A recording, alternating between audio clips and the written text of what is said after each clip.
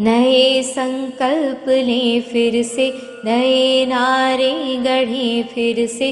उठो संग्रामियों जागो, उठो संग्रामियों जागो। नई शुरुआत करने का समय फिर आ रहा है, कि जीवन को चटक गुलजार करने का समय फिर आ रहा है। चलो अब एक नए अभियान के पदचाप गूंजे, चलो अब एक नए अभियान के पदचाप गूंजे। मौत की सुनसान सूनी वादियों में फिर कि नूतन सर्जना के राग भर दें। शोक गीतों भरी इन घाटियों में फिर दरकती हिमशिलाएं, दरकती हिमशिलाएं। सर्दियों के बाद हरदम ही वसंत आता रहा है। यह प्रकृति की गति रही है, अंधेरे गर्भ में ही रोशनी पलती रही है। अंधेरे गर्भ में ही रोशनी पलती रही है। पराजय झेलने पर भी शिविर में न्याय की हरदम मशालें जीत की जलती रही है। पराजय आज का सच है, पराजय आज का सच है। समर तो शेष है फिर भी, उठो ओ सर्जकों, नव जागरण के सूत्र रचने का समय फिर आ रहा है, कि जीवन को चटक गुलजार करने का समय फिर आ रहा है। नए संकल्प लें फिर से, नए नारे गढ़ें फिर से। उठो संग्रामियों जागो, उठो संग्रामियों जागो। नई शुरुआत करने का समय फिर आ रहा है, कि जीवन को चटक गुलजार करने का समय फिर आ रहा है, फिर आ रहा है, फिर आ रहा है। ओम शांति। ध्येय मार्ग पर चले वीर तो, ध्येय मार्ग पर न निहारो, हिम्मत कभी न हारो। तुम मनुष्य हो, शक्ति तुम्हारे जीवन का संबल है, और तुम्हारी अतुलित साहस गिरी की भांति अचल है। तो साथ केवल पल भर को माया मोह बिसारो, हिम्मत कभी न हारो। मत देखो कितनी दूर है, कितना लंबा पग है, और न सोचो साथ तुम्हारे आज कहाँ तक जग है। लक्ष्य प्राप्ति की बलिवेदी पर अपना तन मन वारो, हिम्मत कभी न हारो। आज तुम्हारे साहस पर ही मुक्ति सुधा निर्भर है। आज तुम्हारे स्वर के साथी कोटि कोटि कंठ के स्वर है। ओ साथी बढ़ चलो, मार्ग पर आगे सदा निहारो, हिम्मत कभी न हारो। जीवन के इस पथ पर असंख्य बाधाएं, मुश्किलें हैं, चुनौतियां हैं, परंतु एक योगी जैसे जैसे आगे बढ़ता है, हर मुश्किल उसे सिखाती है। तूफान ही उसके लिए सबसे बड़े शिक्षक है, सौगात है। यज्ञ इतिहास हमें बहुत कुछ सिखाता है। कितने तूफान आए, कितनी मुश्किलें, कितनी आंधी, परंतु हिम्मत, साहस, धैर्य। अंग्रेजी में कहते हैं गिर गए, ये कोई दुख की बात नहीं, परंतु गिरने के बाद फिर उठ खड़ा होना, ये वीरता है। यही साहस है। जितनी बार गिरो उतने बार फिर उठ के खड़े हो जाओ। Our greatest glory lies not in never falling but in rising every time we fall. जितनी जितनी बार गिरो फिर खड़े हो जाओ, गिरो फिर खड़े हो जाओ, क्योंकि विकार एक दिन में नहीं जाएंगे। बहुत लंबे समय की पकड़ है विकारों की हमारे ऊपर, और विकार बहुत डीप है, इतनी गहराई में छिपे हुए हैं कि शायद हमें ही पता नहीं कि वो हम में है। अचानक एक दिन बाहर निकल जाता है, तब पता चलता है कि ये भी था, ऐसे भी हम हैं। तो क्रोध एक ऐसा ही विकार है, छिपा रहता है, अचानक प्रकट होता है। कामनाएं भी ऐसे ही है, बहुत गहराई में छिपी हुई रहती है और फिर एक दिन अचानक प्रचंड ज्वालामुखी का रूप धारण करती है। हम सोचते हैं ये आई कहां से, पर वो थी, वहीं थी, छिपी हुई थी, अज्ञात थी। इतनी दूर है कि हम देख भी नहीं सकते, ना पकड़ सकते, इतना अंधेरा गहरा है। मन की गहराई में प्रवेश करना अर्थात एक टॉर्च लेकर प्रवेश, एक मशाल लेकर प्रवेश अंधेरे कमरे में, और वहां पर जिस तरफ हम फोकस करेंगे बस उतनी ही चीज दिखेगी। टॉर्च जब लेके जाती है छोटा, तो कमरे में जहां टॉर्च जिस डायरेक्शन में दिखाते बस उतना ही दिखता है, बाकी कमरा थोड़ा बहुत अंधेरा ही रहता है। तो संकल्प के साथ घुसना पड़ेगा अंदर, एक टॉर्च के संकल्प के साथ, एक टॉर्च लेकर कि मुझे वो देखना है कहाँ है मेरे भीतर, तब वो दिखाई देगा और उतना ही दिखाई देगा। क्या वास्तव में क्रोध है? क्रोध जन्म कहां से लेता है? प्रसिद्ध श्लोक है गीता के, ध्यायतो विषयान पुंसः। जब आत्मा क्या करती है, किसका ध्यान करती है? विषयों का चिंतन करती है। क्या होता है तब? संगस्ते पुषो प्रजायते, उस संग से आसक्ति उत्पन्न होती है। फर्स्ट स्टेप क्या है? विषयों का चिंतन। एक है विचार आना और चला जाना, परंतु बार बार आना।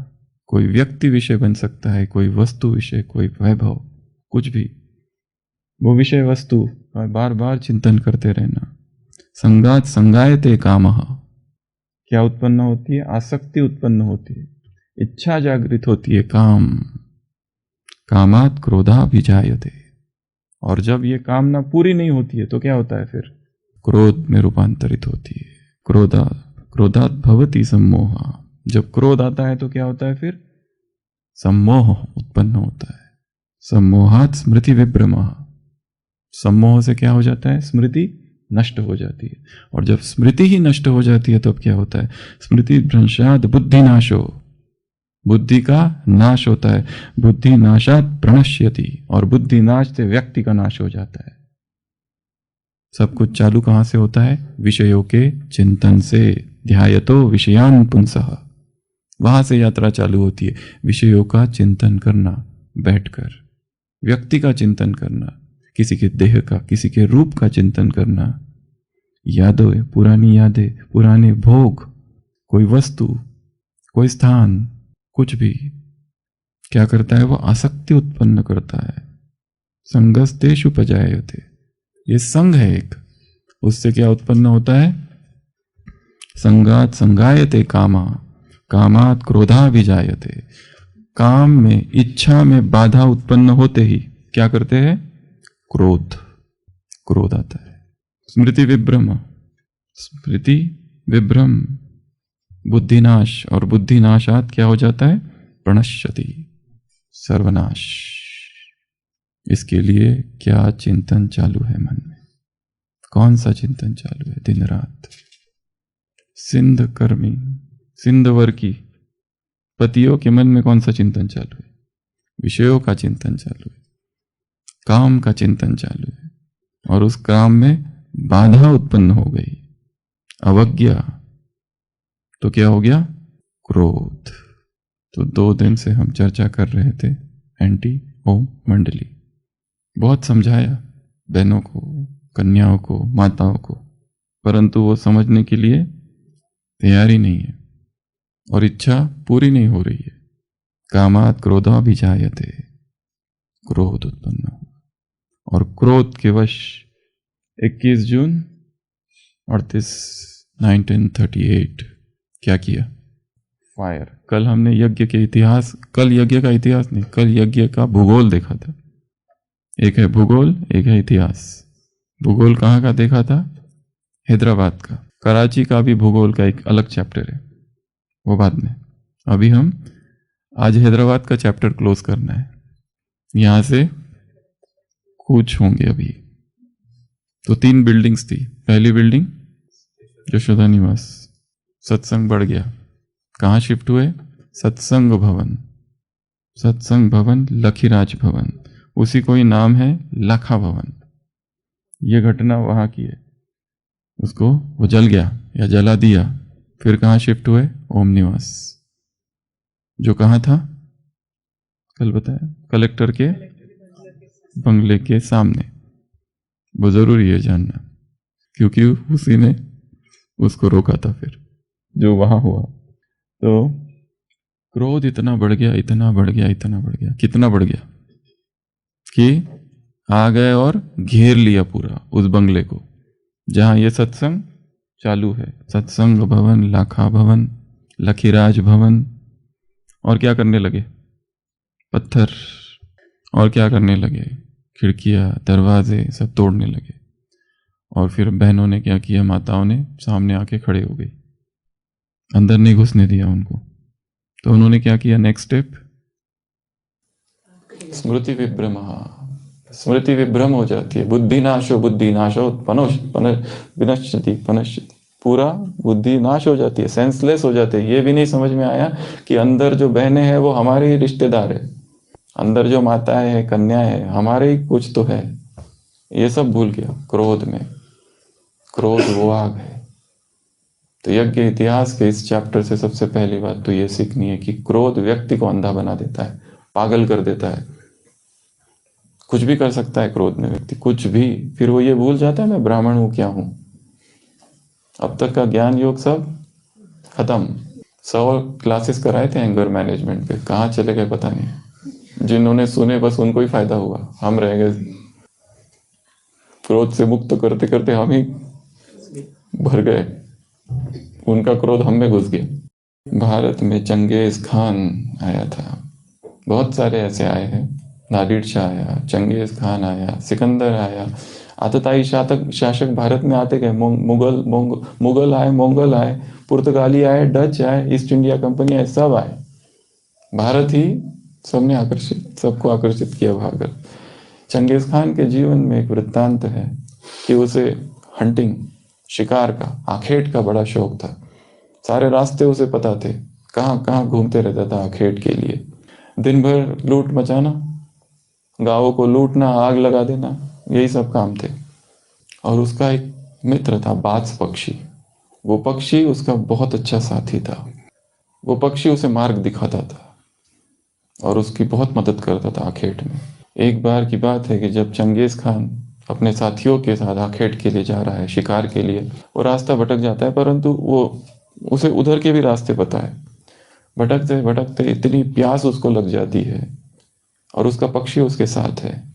एक जगह दिखता है झरना, इतनी प्यास ज्यादा है और वो झरने में एक एक बूंद जैसे टपक रही है। तो उसके पास जो पात्र है, वो पात्र उस छोटा सा 2 पत्थरों के बीच वो झरना आ रहा है, वहां वो लगाता है। इतना समय लगता है भरने के लिए, भर जाता है और पीने ही जाता है। वो बाज पक्षी आता है, दैट हॉक, वो आता है, वो गिरा देता है और वो उड़ भी जाता है। वो देखता है ये क्या, कोई बात नहीं, फिर से उठाता है कि प्यास बहुत ज्यादा है। दूसरी बार फिर लगाता है, वो एक एक बूंद, आधा ही भरता है, कहता है आधा ही पी लूंगा, अभी तो प्यास अब रोक नहीं सकता। फिर से वो पक्षी आता है, फिर से उसको गिरा देता है।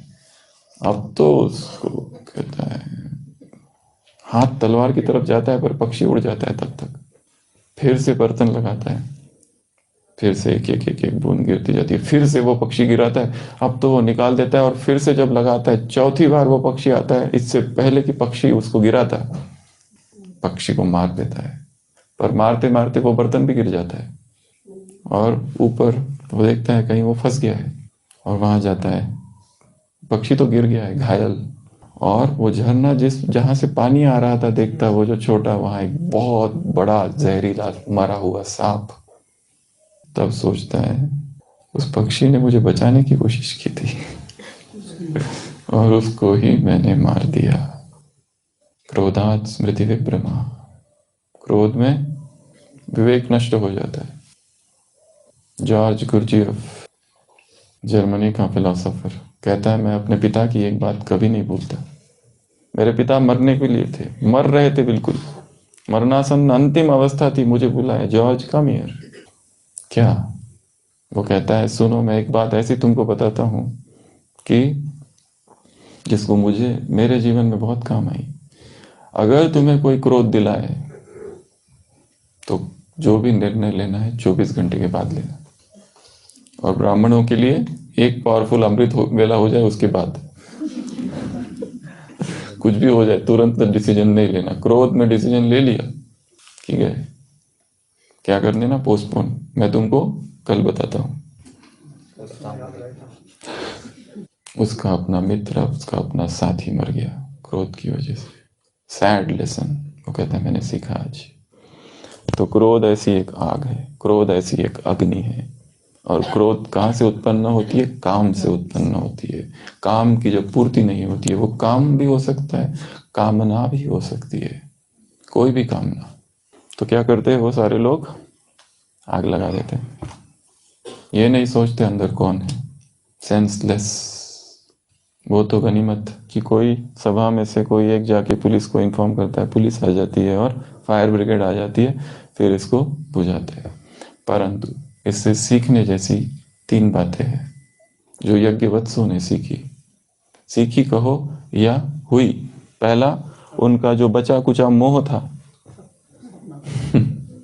वो भी खत्म परिवार से। परिवार वाले ऐसा कर सकते हैं, इस हद तक जा सकते हैं। वासना पूर्ति नहीं होती है तो ये यहां तक वो कर सकते। क्या हम केवल वस्तु थी उनके हाथों में? तो जो मोह था वो खत्म हो गया। अध्यात्म मार्ग में सबसे ज्यादा बाधक लौकिक वाले बन जाते हैं, विरोध। और वो उनका विरोध ही उस साधक को नष्टमोह बना देता है। दूसरा, 3 चैप्टर्स। पहला चैप्टर, विरोध करने वाले क्या कर देते हैं हमें, उनसे मोह खत्म हो जाता है। दूसरा, उनको अपनी धारणाओं पर विश्वास बढ़ गया कि हम धारणाओं में आगे निकल गए। क्या हो गया? अपनी धारणाओं पर विश्वास, कॉन्फिडेंस कि मैं बाहर जाऊंगा पर कुछ नहीं होगा। जब कच्चे रहते हैं तब डर लगता है, नहीं हम नहीं जाएंगे, संघ का प्रभाव हो जाएगा हम पर। हाँ, पर वो जरूरी भी है, वो सारे रिस्ट्रिक्शन। पौधा जब छोटा होता है तो उसे प्रोटेक्ट किया जाता है, उसकी रक्षा की जाती है। पर वो जब वटवृक्ष बन जाए तो हाथी भी लगा दो, कुछ नहीं होगा उसको। हाथी भी उसको झुका नहीं सकते, डुला नहीं सकते, छोटा है तब तक। तो यहाँ एक चैप्टर उनको क्या हुआ कि क्या सीखा कि हमारी धारणाओं में हम आगे निकल गए, कॉन्फिडेंस आ गया। और तीसरा, भय और लोक लाज, इससे मुक्त हो गए। जैसे अब ये इनसे हमें कुछ लेना देना नहीं है, ये लोग ऐसा करने वाले। कौन सा भय, कौन सी लोक लाज, कौन सी मर्यादा है? ये झूठा है सब यहाँ पर। झूठी माया, झूठी काया, झूठो सब संसार, ये सारा मीरा का भजन है। ये सब झूठा है, मिथ्या है सब कुछ। एक है सत्य, एक है असत, एक है मिथ्या, 3 है। एक है सत्य जो निरंतर सत्य है, एक है असत्य जो सत्य नहीं है, और तीसरा है मिथ्या। असत और मिथ्या में क्या अंतर है, ये आपके लिए काम। एक है सत्य, एक है असत, एक है मिथ्या। वो कल तो सब झूठ है। ये सारे रिश्ते संबंध है जो कहते हैं हम तुमसे बहुत प्यार करते, बहुत प्यार करते। कौन सा प्यार, कैसा प्यार? सब मतलब ही है। सुर नर मुनि सबकी यह रीति, स्वार्थ हित सब करहि प्रीति। सबकी प्रीत में क्या जुड़ा हुआ है? स्वार्थ। तो योगी के मन में वैराग तब उदय होता है जब वो जान लेता है ये सब मिथ्या है, जान लेता है इनमें से कोई मेरा साथी नहीं है, कोई दोस्त नहीं है। उसके लिए ये संसार व्यर्थ हो जाता है। विश्व कल्याण का मार्ग विश्व घृणा से चालू होता है। विश्व कल्याण का मार्ग, I hate this world. Vivekananda का statement, I hate this world, I hate this world, this nightmare with its fair faces and false heart, with its blackguardism, with its churches and blackguardism, with its howling righteousness on the surface and utter hollowness within, with its sanctified shopkeeping. I hate this world. मुझे घृणा है इस संसार से। झूठा है ये संसार, केवल एक स्वप्न मात्र है। ऊपर से चेहरे बहुत गोरे हैं पर अंदर से दिल खोटे हैं। With its churches and chicanery, ये सब पाखंड है यहाँ पर जो दिखाई दे रहा है। Vanity of vanity, all is vanity, सारा दिखावा है, आडंबर है केवल। मुझे ऐसा संसार नहीं चाहिए। विथ इट्स सैंक्टिफाइड शॉपकीपिंग, यहाँ जो हो रहा है ना, खरीद फरोख्त हो रही है, केवल बाजार लगा पड़ा है, कोई किसी का नहीं है। फॉल्स हार्ट्स, हाउलिंग राइटियसनेस, ऊपर ऊपर से राइटियसनेस है, बहुत अच्छा दिखाते, अटर हॉलोनेस विद इन, पर अंदर से सारे खोखले है। एक मुरली में आया था, बाबा ने कहा था ये संसार खोखा है। ये संसार क्या बन गया है? खोखा। ये संसार झूठा है। तुम्हें इस संसार से नफरत आनी चाहिए। जब तक इस संसार से विरक्ति नहीं आना, शक्ति नहीं, वैराग नहीं, सब मिथ्या ना नजर आए, सब दुश्मन ना नजर आए, जो इस स्टेज के द्वारा जाएगा वही एक दिन क्या बनेगा? विश्वामित्र बनेगा। तब तक विश्वामित्र नहीं बन सकते। प्रेम प्रेम प्रेम प्रेम करने जाओगे, आसक्त हो, फंसोगे उसमें, और फिर क्रोध और काम उत्पन्न होगा। विश्व कल्याणी सभी नहीं बन सकते। उल्टा सारा गणित ही उल्टा है अध्यात्म का। महात्मा बुद्ध वापस आए। यशोदा पूछती है ऐसा एक प्रश्न कि बुद्ध भी चुप हो गए। जो तुमने पाया, क्या वो यहां नहीं पा सकते थे? जो तुमने पाया वो घर पे रह के नहीं पा सकते थे? अब बुद्ध ये भी नहीं बोल सकते कि मैं नहीं, क्योंकि अभी अनुभव होने के बाद तो यही उत्तर है कि वो तो कहीं पे भी पाया जा सकता है। इस प्रश्न ने बुद्ध को चुप कर दिया था। क्या उत्तर दे उसको? अगर ये कहे कि नहीं, तो ये अभी जो नया अनुभव हुआ है वो गलत हो जाता है। फिर अनुभव तो यही कहता है कि सत्य कहीं पर भी पाया जा सकता है, परंतु वो सब स्टेजेस से जाना जरूरी था। तो उसके बाद ही वो स्टेज आई उनकी। कौन सी स्टेज? की सब जगह पाया जा सकता है। ये अनुभव के लिए सब छोड़ने के बाद ही पता चला कि किसी चीज को छोड़ने की जरूरत नहीं। बट पहली स्टेज क्या है? वैराग। बिना वैराग के कोई अध्यात्म हो ही नहीं सकता। भोग विलास, ये जीवन हमारा जीवन नहीं। हमारा जीवन तापसी जीवन है, वैरागी जीवन है। राम जिस तरह 14 वर्ष जिया ब्राह्मण जीवन, अर्थात वैसे ही 14 वर्ष नहीं, पूरा जीवन तुम वनवाह में हो। तापसी वेश विदेश विशेष उदासी, तापसी वेश विशेष उदासी, 14 बरस राम वनवासी। वनवास का जीवन है। राम क्या खाता है जंगल में? कंदमूल फल। राम कहाँ सोता है? जमीन पर। राम क्या पहनता है? कोई ये सब है? वनवाह में हो तुम। कोई फैशन, कोई टैटू, कोई लिपस्टिक, कोई लाली, कोई डिओड्रेंट, कोई पाउडर, कोई मेहंदी, कुछ है? कैसा जीवन है उसका? और कहाँ जी रहा है? किस लिए जी रहा है? खुद के लिए, विश्व कल्याण के लिए। एक एक का उद्धार कर रहा है। जो जो मिल रहा है, कितना उद्धार हो रहा है लोगों का वहां पर। चरण कमल रज चाहती कृपा करो रघुवीर। शिला है खड़ी हुई, रघुवीर कृपा करो। जहां जहां वन में भटक रहा है, वन जीवों का सबका कल्याण करते जा रहा है, सबको सिखाते जा रहा है। ये संसार कांटों का जंगल है। हे भारत के राम जगो, हम ही वो राम है, हमारे अंदर ही है। तो वैराग। तो क्या हो गया इससे? इसका वर्णन कहां पर है? लाक्षागृह। दूसरी एक स्टेज, बाबा की स्टेज कैसी थी? अच्छा लड़ो बोली, ये सब हुआ। बाबा की स्टेज साक्षी दृष्टा की थी। ये एक दूसरा, एक तो ये 3 चीजें यज्ञ वत्सों के साथ हो गई। लोकलाज चली गई, धारणाएं बढ़ गई, विश्वास बढ़ गया, और माता पिता के प्रति, पति के प्रति जो मोह था वो नष्ट हो गया। अंतिम आघात हो गया उस पर। नष्ट तो पहले ही हो ही रहा था, पर इसमें एकदम फाइनल कर दिया, फाइनल स्टैंप लग गया कि इनका प्रेम जो है ये सारथी लोग है। इसलिए ऐसी परिस्थितियां जीवन में आएगी तो आने दो, बहुत अच्छा है। इससे क्या होगा? हम हमारे मोह जो है वो खत्म होते जाएंगे। जो चीज़ हमें बहुत प्रिय है वो हमसे ले ली जाए, अच्छा है, नष्टो मोह का पाठ। तो बाबा की स्थिति कैसी रही यहाँ पे? अच्छे लडोल। अब ये जो हुआ, इसके खिलाफ यज्ञवत्सों ने 111 लोग मेंबर्स ने क्या किया, एक साइन किया और इसकी जो कंप्लेंट लिखाई, किसको लिखाई? डिस्ट्रिक्ट मैजिस्ट्रेट को। कौन था? कल सुनाया था, मिर्चंदानी। परंतु जो मुखी थे उनका ही वो दोस्त रिश्तेदार था। इसके लिए कोई भी कार्रवाई नहीं हुई। हमारे साथ अन्याय हो जाए और हम कंप्लेंट कर दे, और जिसके खिलाफ कंप्लेंट कर रहे हो, जिसको कंप्लेंट कर रहे हो, वही मिले हुए, तो हम क्या हो जाते हैं? दुखी, उदास। एक और चीज यहाँ समझने जैसी है, यज्ञ की मेंबरशिप। इस फिगर्स की ओर चलते अभी। यज्ञ की फिगर्स क्या क्या थे हर समय पर, कितने कितने मेंबर्स थे? हाँ, 1939 में टोटल मेंबर्स थे अबाउट 539 में।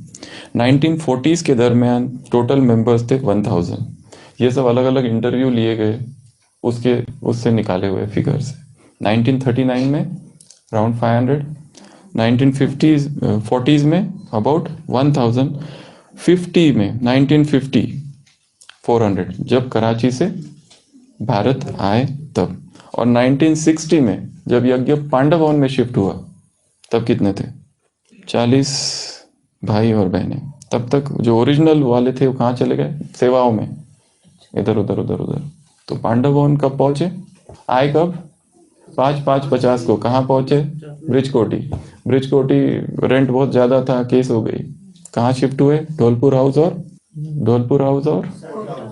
कोटा हाउस। वो भरतपुर कोटी तो वही है, भरतपुर कोटी, ब्रिज कोटी, सबने देखी है ना? जाके देख के, होटल है अभी वहां पर, सनराइज होटल, इधर ये शमशान के पास वहाँ। और 1950 में कहाँ गए? पोखरान हाउस अर्थात पांडव भवन। 60, सॉरी। तो ये 4 है। पहला बताया 39 में 500 के आसपास, 40 में 1000 के आसपास, 50 में 40 के आसपास, तो 400 के आसपास। अब ये 400 कैसे? बाकी कहाँ चले गए? तो कई सारे लोग पार्टीशन की वजह से पहले ही शिफ्ट हो गए। सारे के सारे उस समय नहीं आए, कई लोग 47 में ही, क्योंकि 47 के बाद ही एक्चुअल जो विरोध था ओम मंडली का, ओम मंडली के प्रति, वो थोड़ा रिलैक्स हो गया 47 के बाद। तब तक वो थोड़ा सा तो था ही, हवाओं में विरोध था ही, कुछ ना कुछ था ही। पर मुस्लिम जो लोग थे वो सबसे ज्यादा सहयोगी थे। उनको तो दुख हो, आप जाओ नहीं वहां से, वो तो कहते थे वहीं रुक जाओ, अल्लाह बख्श, वो तो कहते थे वहीं रुको, जाओ ही नहीं। इतने सहयोगी थे वो सारे लोग। तो 111 लोग, 110 लोगों ने इसको साइन किया था। यूएम मिर्चंदानी डिस्ट्रिक्ट मैजिस्ट्रेट थे, परंतु कोई एक्शन नहीं ली गई। तो ये कब हुआ? 21 जून। अब आगे बढ़ते हैं 7 अगस्त। कितना दिन हो, कितने?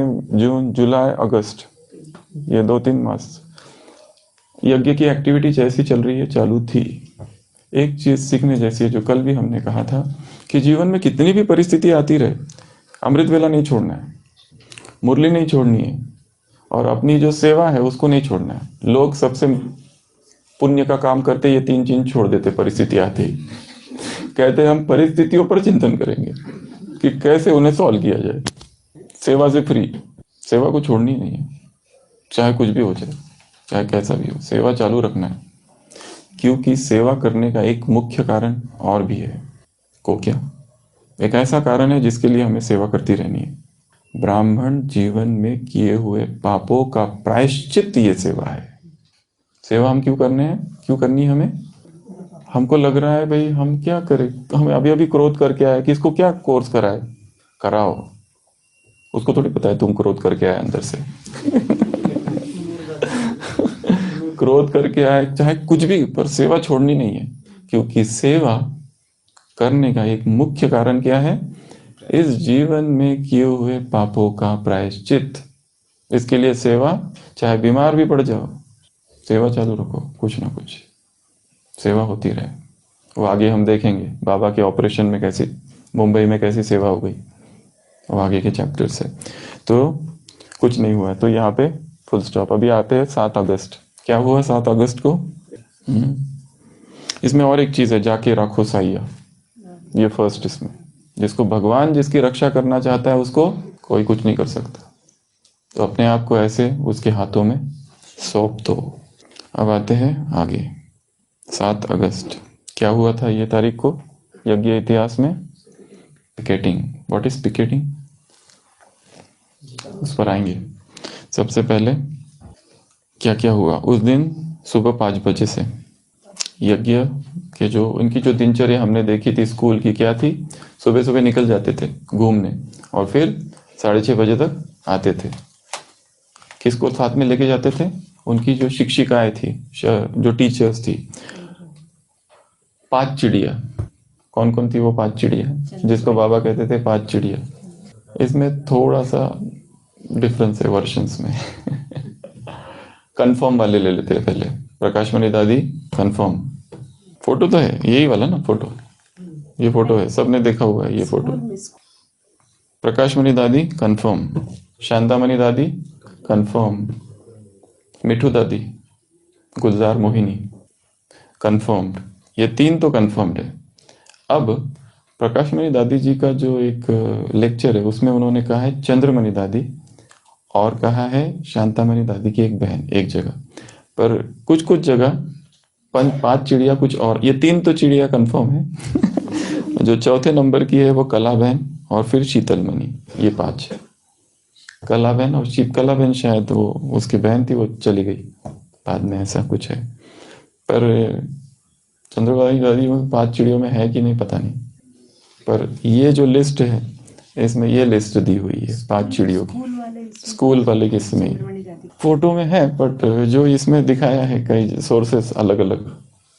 तो वो गए, वो आए तो देखा, तब तक बाकी लोग भी आना चालू हो गए ओम निवास में, पर उनको आने नहीं दिया, पिकेटिंग, वो लोग खड़े थे। तो जो क्लास में आने वाले लोग हैं उन्होंने अपनी शांति से एक लाइन बना दी और ये जो आए फिर बस से उन्होंने उनको ज्वाइन कर लिया। तो ये पिकेटिंग क्या है? क्या व्हाट इज पिकेटिंग? इसको थोड़ा सा समझने जैसा है। ये पिकेटिंग जो यूजुअली है, जो फैक्ट्री के लोग जो होते हैं वो करते हैं। इसको अलग अलग धरना कहो, धारणा कहो, अलग अलग प्रकार की पिकेटिंग होती है। एक तो होता है उसमें, एक होता है रास्ता रोको। क्या करते हैं उसमें? ये सारे नॉन वायलेंट प्रोटेस्ट है, अहिंसक। एक होता है रास्ता रोको, खड़े हो जाते। एक होता है रेल रोको, खड़े हो जाते, करते कुछ नहीं, केवल खड़े हो जाना, विरोध, विरोध करना, विरोध प्रदर्शन करना। एक उसमें होता है वर्क इन, एक होता है सिट डाउन, एक होता है लॉक ऑन, एक है डाई इन, एक है धरना, उपवास करना, धरना, वो एक वो करना। ये अलग अलग प्रकार की प्रोटेस्ट है। तो अनशन जो भी कहो, जैसे फैक्ट्री के वहीं बैठ जाने का, बस गेट पर खोलने नहीं देना फैक्ट्री। सिट डाउन स्ट्राइक, अलग अलग प्रकार की ये सारे स्ट्राइक्स है। तो ये जो पिकेटिंग है इसमें एक पिकेट लाइन होती है। क्या होता है? एक पिकेट लाइन। इसका पर्पस क्या है? जैसे अंदर किसी को न जाने देना, ये पहला पर्पस है। दूसरा, नेगेटिव पब्लिसिटी करना। तीसरा, इससे लोग अट्रैक्ट होके क्या हो रहा है, क्या हो रहा है, ये क्यों कर रहे हो आप, ऐसे क्यों जाने नहीं दे रहे? मतलब जरूर कोई इलीगल काम अंदर होता है पर करना कुछ नहीं, मतलब नॉन वायलेंट प्रोटेस्ट है। चुपचाप आके खड़े होना। एक पिकेट लाइन होती है, उसके अंदर कोई नहीं जा सकता है, वहां जाने ही नहीं देना किसी को। तो वो एक तरफ खड़े हो गए ये लाइन, और दूसरी तरफ एक लाइन खड़ी हो गई, ये उनकी लाइन, ये पांडवों की लाइन, शक्तियों की लाइन। इसमें बहुत इंपॉर्टेंट चैप्टर छिपा हुआ है सीखने जैसा।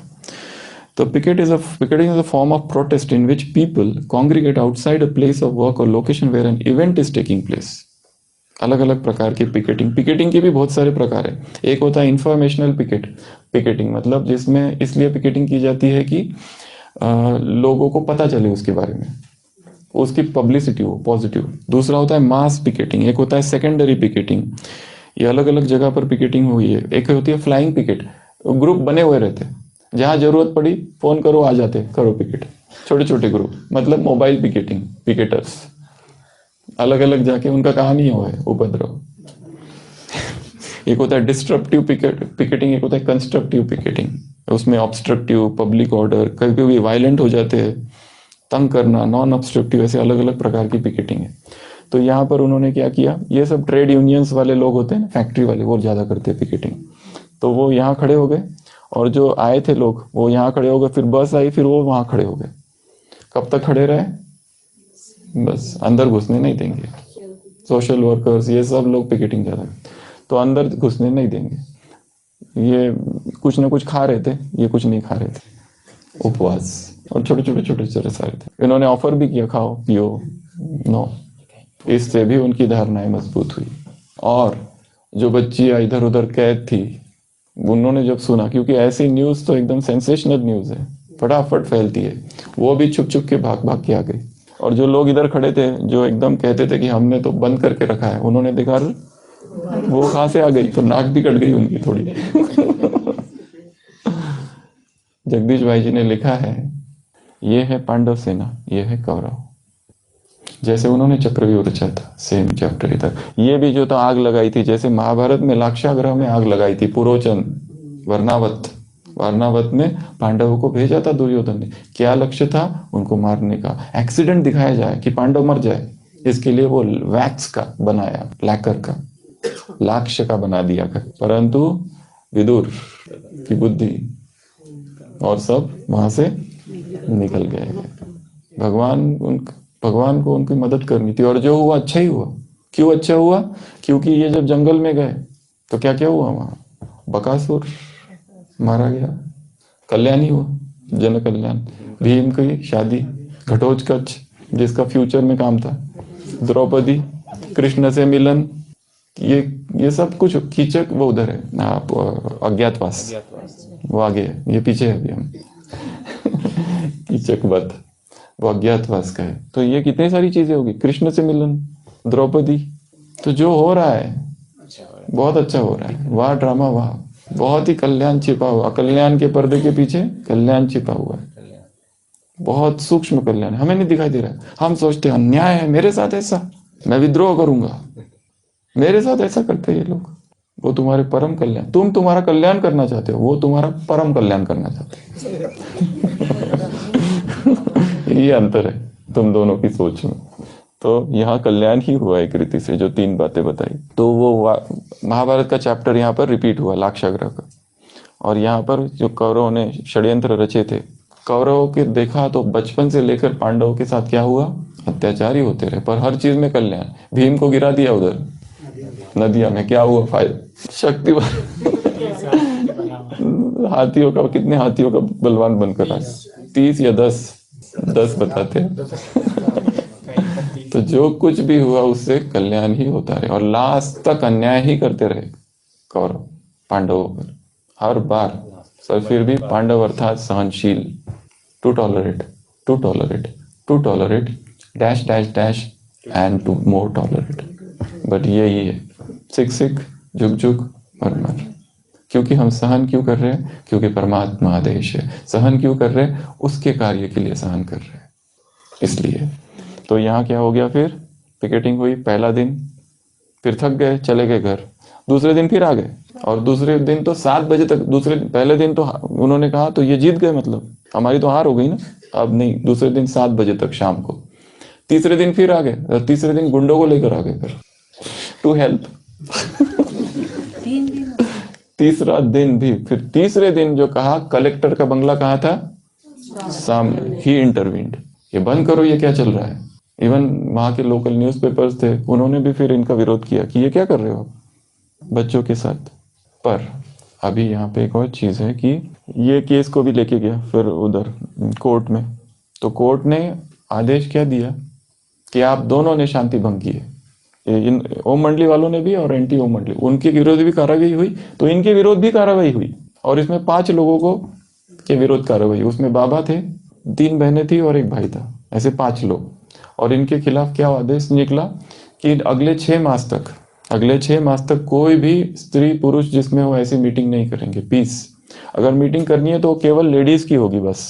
और दोनों को शांति भंग करने का आरोप दोनों पर लगाया गया। ये देखो अन्याय।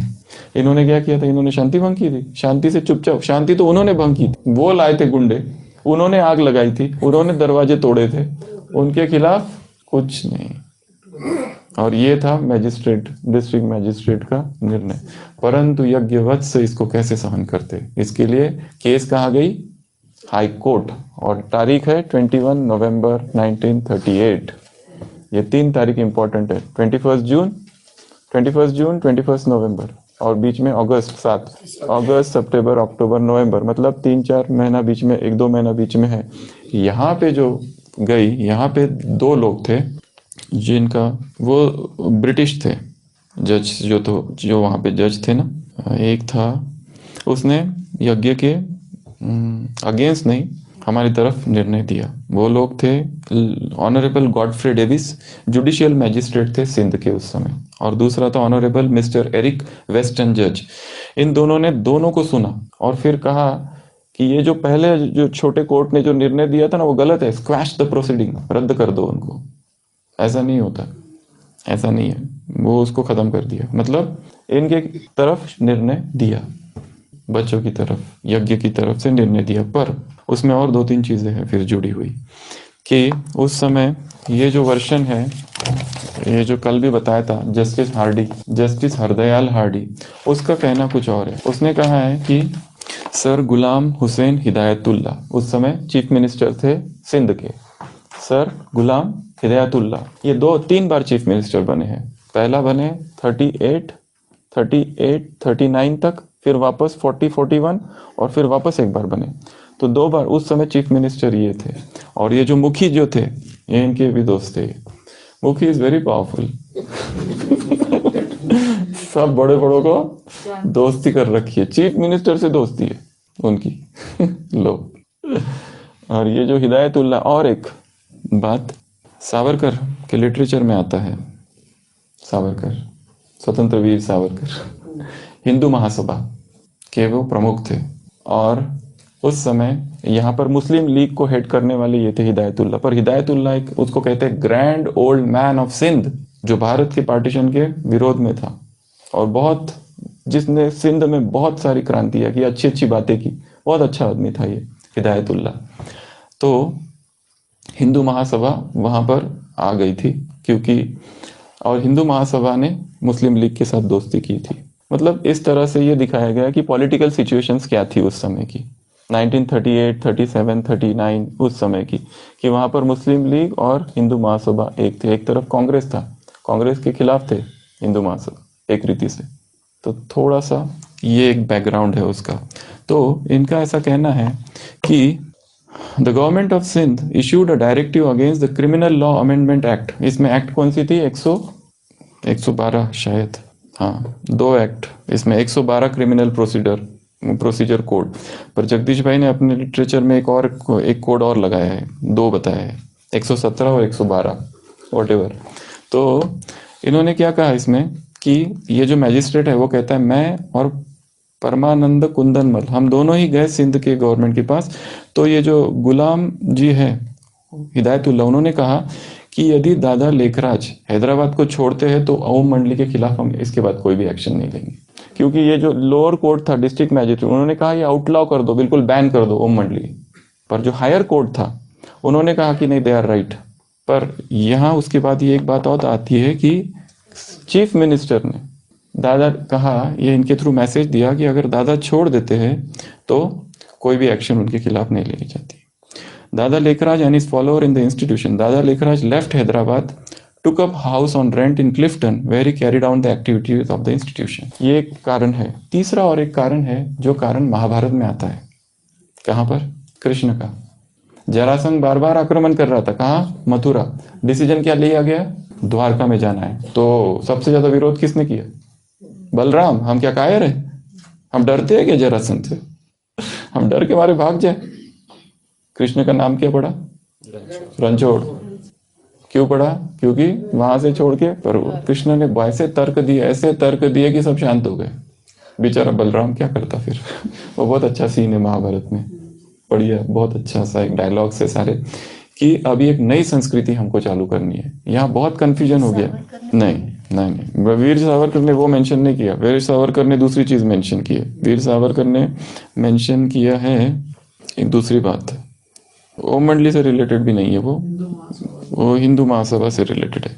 वो एक अलग ही बात, उनको इसके बारे में कुछ पता नहीं था ना ही, क्योंकि ये जो चल रहा था इतना सब गुप्त चल रहा था कि बहुत कम लोगों को इसके बारे में पता है क्या क्या हो रहा था। उन्होंने इसके बारे में कुछ भी मेंशन नहीं किया, पर एक दूसरी बात कही है जो उनके हिंदू मतलब उसके रिलेटेड है।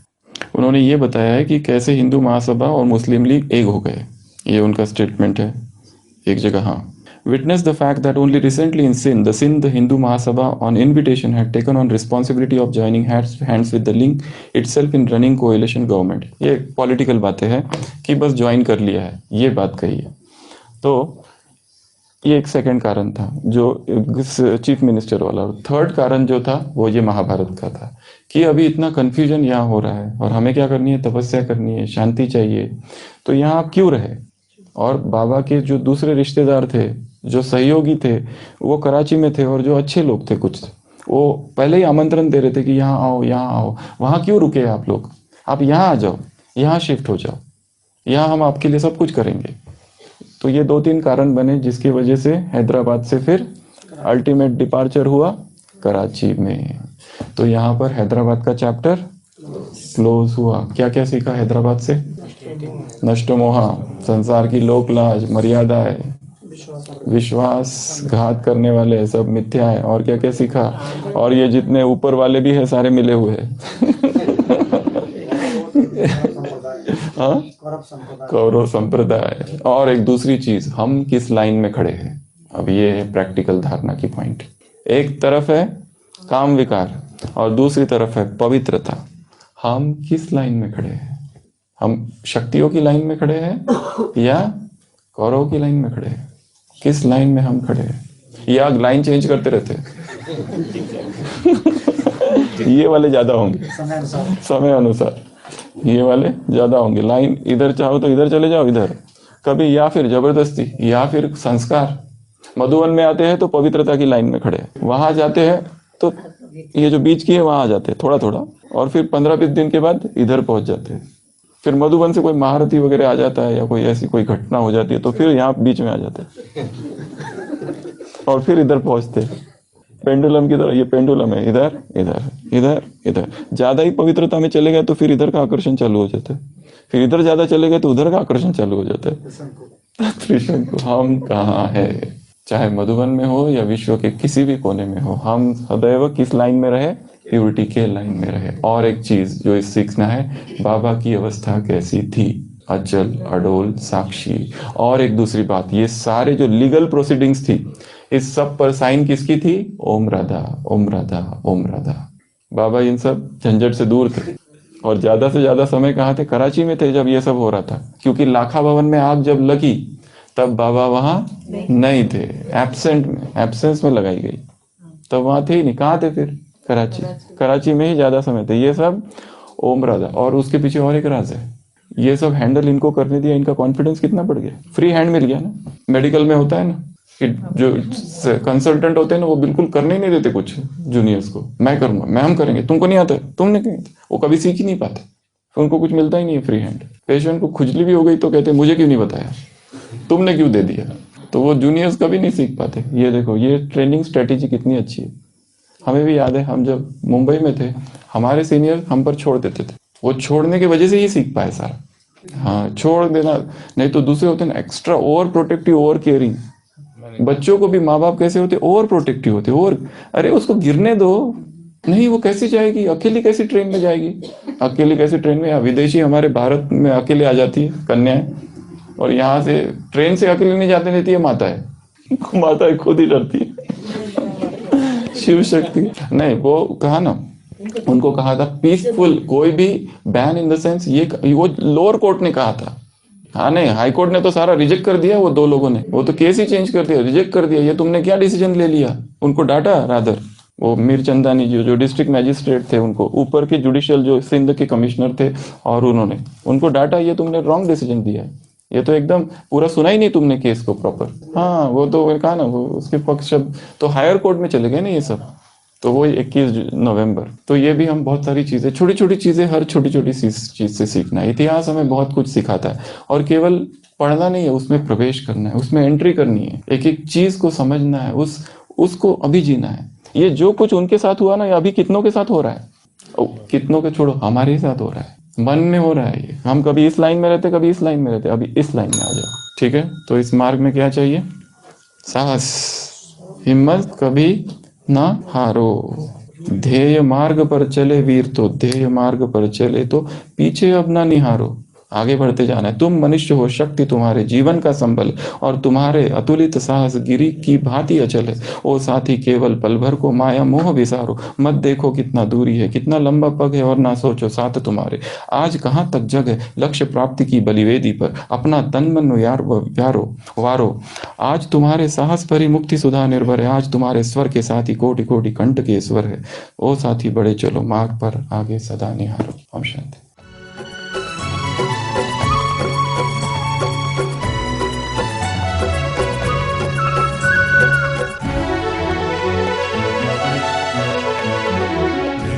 मार्ग पर चले वीर तो,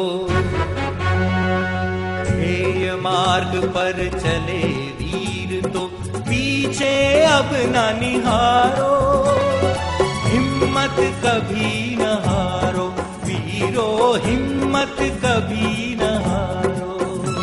ध्येय मार्ग पर चले वीर तो पीछे अब न निहारो, हिम्मत कभी न हारो वीरो, हिम्मत कभी न हारो।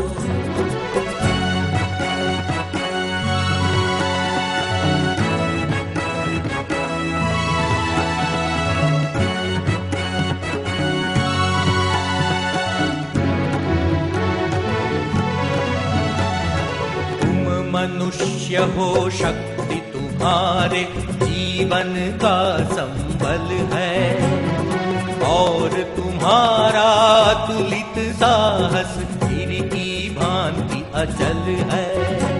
तो साथी केवल पल भर को माया मोह विसारो, हिम्मत कभी न हारो वीरो, हिम्मत कभी न हारो।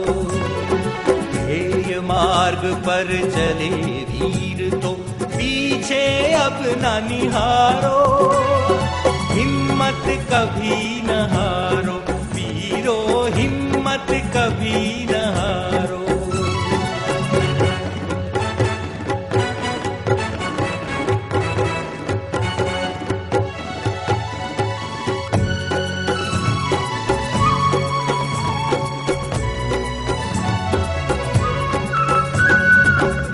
देखो कितनी दूरी है, कितना लंबा मग है, और न सोचो साथ तुम्हारे आज कहाँ तक जग है। लक्ष्य प्राप्ति की बलिवेदी पर अपना तन मन वारो, हिम्मत कभी न हारो वीरो, हिम्मत कभी न हारो। मार्ग पर चले वीर तो पीछे अब न निहारो, हिम्मत कभी न हारो वीरो, हिम्मत कभी न हारो।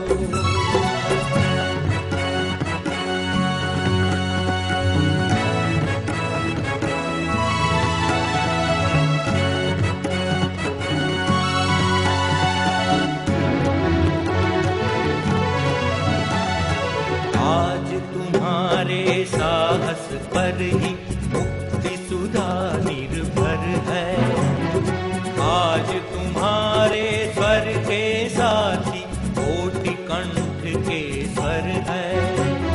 तो साथी बढ़ चलो मार्ग पर आगे सदा निहारो, हिम्मत कभी न हारो वीरो, हिम्मत कभी न हारो। मार्ग पर चले वीर तो पीछे अब न निहारो, हिम्मत कभी न हारो वीरो, हिम्मत कभी न हारो, हिम्मत कभी न हारो वीरो, हिम्मत कभी न